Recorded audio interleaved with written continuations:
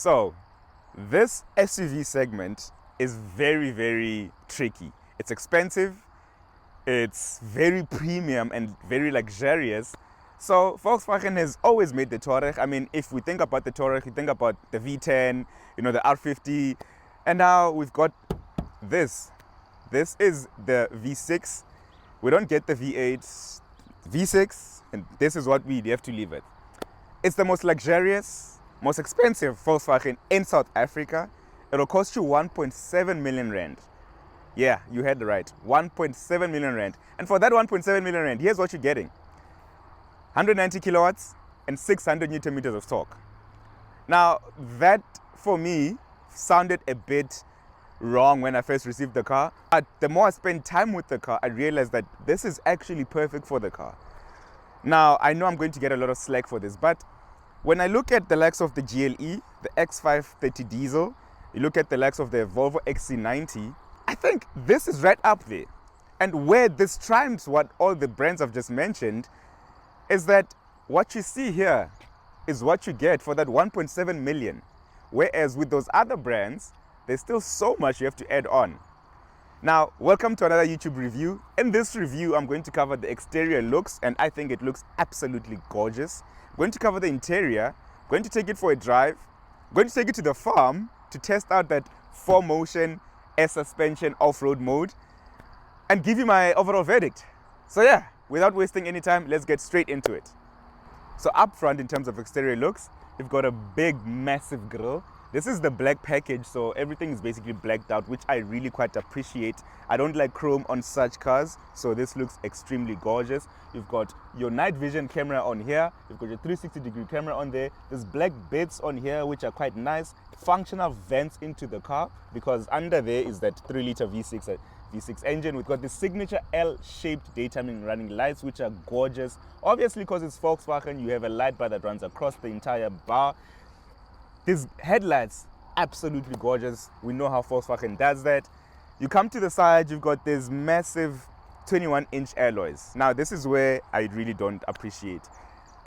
Yes, it's an aerodynamic wheel, but I feel like they just failed to get this right, man. This looks a bit weird.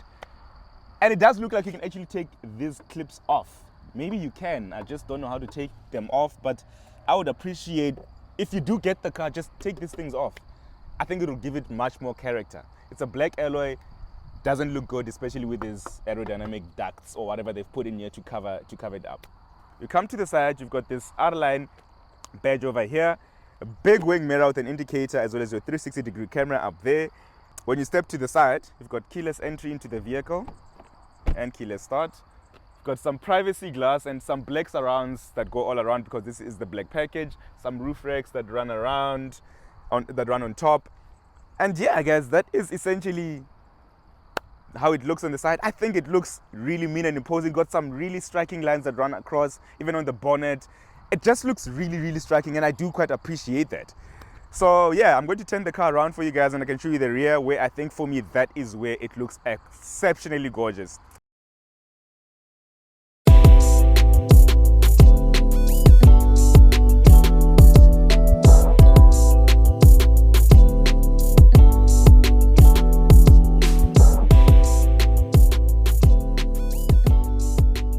So when you do come to the rear, you've got L-shaped daytime running lights, again matching that ones that are in the front, a light bar that runs all the way across, this illuminated Volkswagen badge.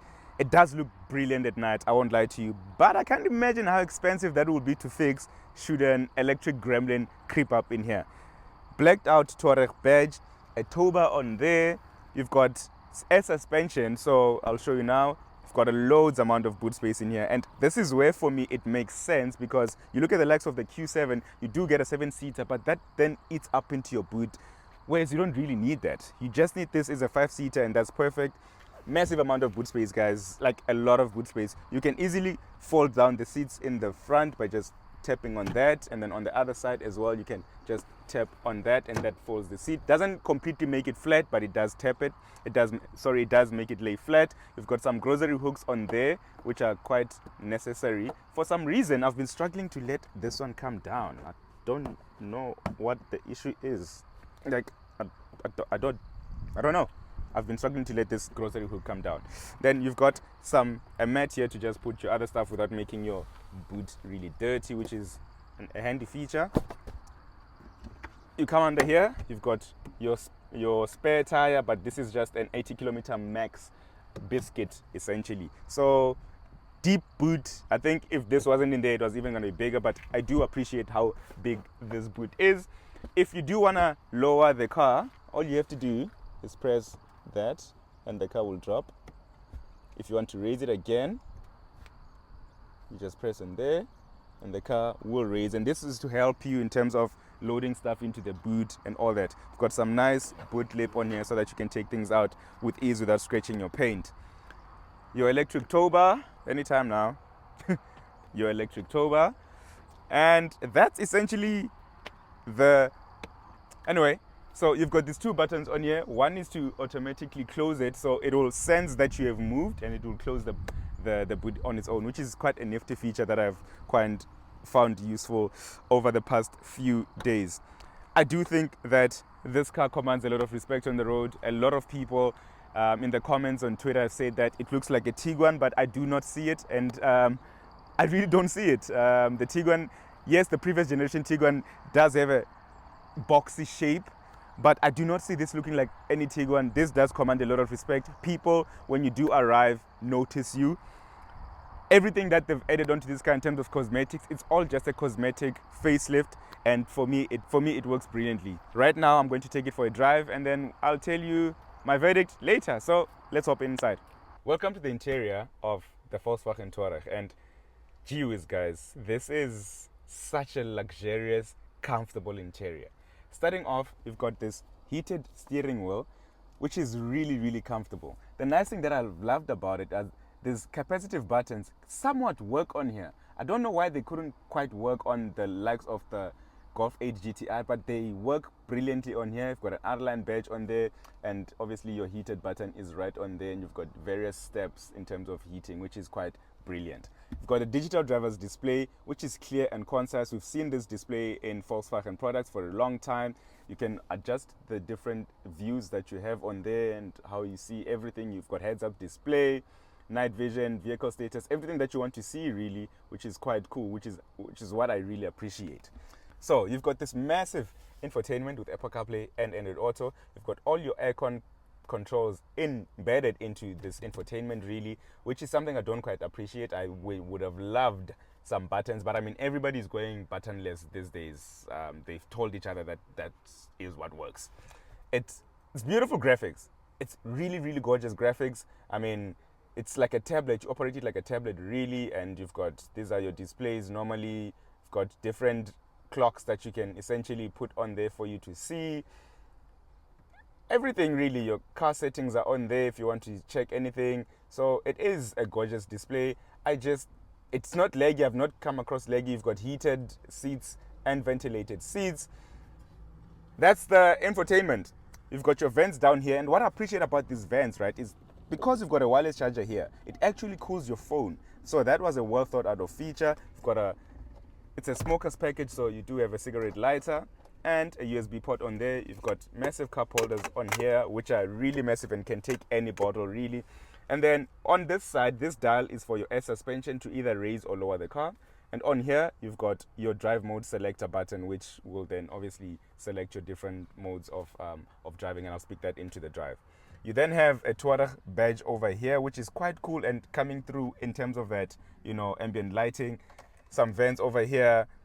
The stitching in here is impeccable. These seats, like I mentioned, heated, ventilated, and massaging, and they work really quite well. You've got space in here with extra USB ports in there.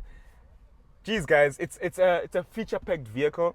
And the one thing that I love about it is just how solid all the materials in the car in this thing is. It's built like a tank, and I really appreciate that. These seats are really gorgeous and supporting R-Line stitching on the seats themselves. So I do love the interior a lot. I've spent a lot of time. I spent over 972 kilometers in this car, so I hate it over the time I spent with it. I'm just going to jump into the rear with the seats still in the same position to just show you how massive the space in the rear is. So let's jump straight into it.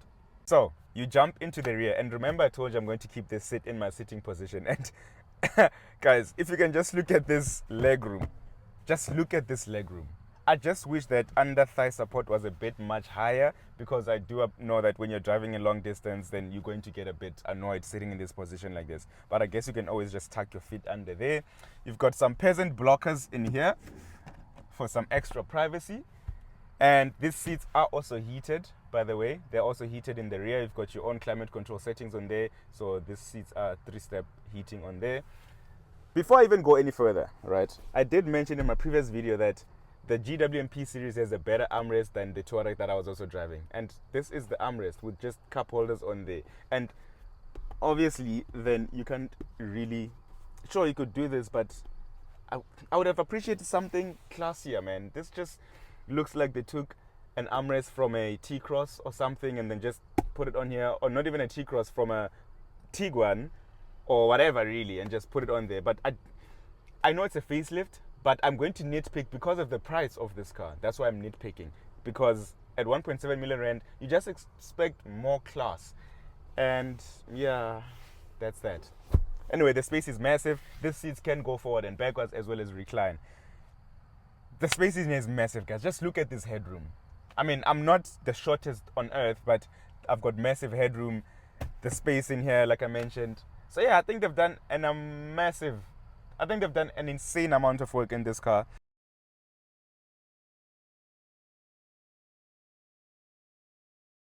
How does the VW Touareg drive? And to be honest with you, this is one of the most amazing drives I've had in a long time, guys. Especially in such a classy SUV. And obviously, it's expensive, so it needs to be such a great drive. And they have absolutely nailed it.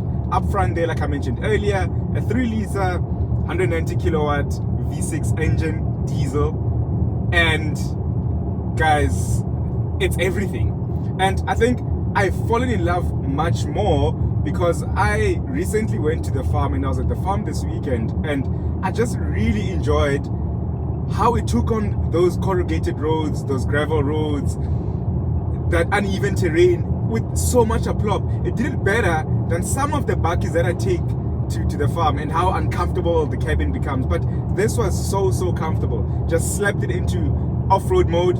You get into off-road mode and you will select your different mode, different off-road modes. We've got sand, gravel, and expert. I just put it into expert, and that was absolutely gorgeous. I really enjoyed it. It raises the suspension, and once that's raised, then you obviously have a much higher ground clearance, and you can basically tackle any mud, puddles, water. And also because of the four-wheel drive system, we all know it's a great four-wheel drive system. That's absolutely brilliant, guys. I really enjoyed the drive, and for me, that was the true test of how comfortable it is and how great it is just driving. Obviously, the 600 Newton meters of torque, just pulling you through anything really that you can think of. But on the tar as well, brilliant car. And I'm going to use the same farm example that I used earlier, in terms of saying, listen, for me, leaving Pretoria all the way to the farm, it's 450 kilometers. And at one stage, I was sitting on 1,160 kilometers of range, doing minimum of 6.5 liters per 100 kilometers, guys. Hell, you don't even get that in some of their little SUVs on such longer drives. But it's just really good. I am absolutely impressed with it. I think they've knocked it out of the park. Guys, before I go on, please don't forget to use the link in my bio, the link in my description, to get a code from Naked. You can do it on the app, on the website, in under 90 seconds really, and it's quite quick for you to get a code. There's nobody who calls you, who pesters you, and one thing about me, I don't like being pestered over the phone, so there is nobody to pester you. The also nice thing is that since I drive a lot of test cars really, my car is always parked in the garage, so my car is always on cover pause, so I don't have to pay the full premium every month. So if it's something that you travel a lot with company cars, etc., look into that option, and you can obviously save some of that money that you are putting on insurance. Now back to the drive, guys. The nice thing also here is that this car has all-wheel steering, so you turn and the car essentially just goes. It's planted. The steering wheel feels excellent. So you turn and the car, because of all-wheel steering, it will just go in the direction you want much quicker. So that is something that I've really appreciated, man. Like, I've done a lot of highway driving in this car. I did some city driving as well when I got it before I left for the farm, and I just really enjoyed it. And the nice thing, again, like obviously with various drive modes, I'm just going to go into sport here, and throttle response get instant. Step on it and automatically you'll be doing, you know, ungovernable numbers, and the cops will be on you quick fast. But I've just really been in eco the whole time. I haven't really felt the difference in switching from eco, comfort and normal, etc., because the suspension still remains the same. Yes, in eco it does save a lot of fuel, but there's hardly any lag either. So that's the nice thing about having 6 cylinders. So no lag that I've felt. Just a really nice car overall to drive, guys. Like, I fully enjoyed driving this car. Now, the air suspension, that's another added bonus because it tackles any terrain with aplomb. And obviously, because we've got air suspension, you can do things like corrugated roads, uneven road surfaces, etc., without really feeling anything, the punch in the car. Your back is well taken care of, the seats are hugging you, they're comfortable, they, you know, hold you nice and tight. And that's the one thing that this manages to do quite well. That air suspension is absolutely brilliant. Now, when it comes to my verdict, guys, and I do know this car is expensive, 1.7 million rand, and I don't know why people automatically expect it to be cheaper because it's a Volkswagen. Volkswagen is a quality brand.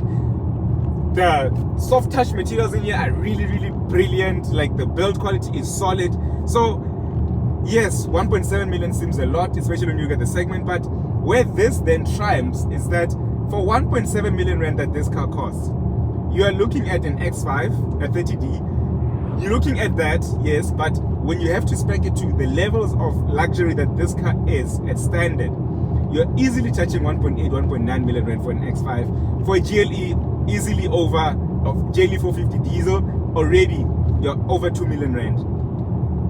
So that is where it becomes tricky. I think what comes closer to it is the Volvo XC90, but you know, it does look a bit dated in the interior, and I do know they're bringing a facelift later on in 2025, but that's automatically then going to take it over 1.9 million because the current version is 1.8 million. So that is where it becomes tricky, and this is where I say this then makes a great case study, and it makes a great statement in a segment to say, listen, I'm coming in at this price and I will bring you all these goodies. The only thing that's not spec'd on this car is the Dyne audio sound system, and that's about it. That's literally it. Everything else that you see on this car, you're getting for that 1.7 million rand, especially in this R-Line kit. So I would definitely buy this car. I think it's a great daily. It's a great, you know, family car. I do not need the 7 seats. I'm great with 5 seats because then you get big boot space. You don't have to sacrifice the boot space. Oh, the other competition that I forgot to tell you is the cousin, which is the Porsche Cayenne. But at that 1.6, 1.7 million rand price tag, you still need to add options. Yes, it's a 4-liter V8, but the options are going to easily make you jump over the 2 million rand mark. The Audi Q7 also, the options that you need to add on, and then that's going to be essentially, and it's essentially the same car as the Audi Q7, but you're going to be having to add on some options in the Q7. So this is where I think, for me, my verdict, just go straight up and buy it. Maybe wait for 20,000 kilometers demo models and then buy those. They'll be easily maybe 1.6 million or slightly cheaper than the 1.7. So yeah, guys, don't forget to use the link in my description and link in my bio to get a code from Naked. Up until next time, don't forget, always keep left and pass right if you're in South Africa. Let's take it to 10,000 subscribers. We're almost there. Thank you so much for all the love. If you see this video, please share it with your people. Please subscribe, please like. That way I can always broaden the reach and I can get more viewers and subscribers. Until next time, peace out.